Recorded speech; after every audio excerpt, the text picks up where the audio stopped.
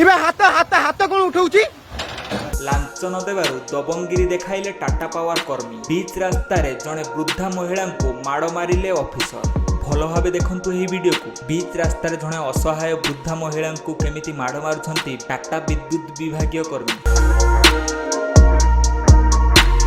जड़े वृद्ध महिला को पाखरे थाई माड़ खाउथिबार देखिले जेई एवं एसटीओ। लांच न देवारु एमिति कांड घटाइले विद्युत विभागीय कर्मी। रेकॉर्डिंग ही करबी रेकॉर्डिंग ही करबी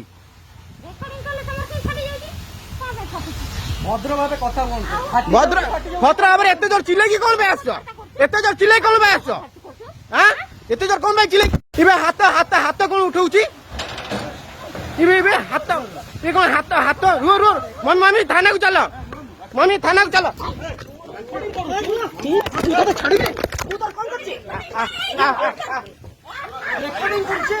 रेकॉर्डिंग ता ना कौन ता ना कौन मम्मी मम्मी तमे हाथ उठानी मम्मी तमे हाथ उठानी तमे भूल करनी तम नाटा कौन तम नाटा कौन तम नाटा कौन तम ना कौन तम ना कौन तम ना कौन भाई तम ना हाँ तमे कौन अछ तमे कौन अछ कौन तमे कौन अछ जेई अछ तमे तमे कौन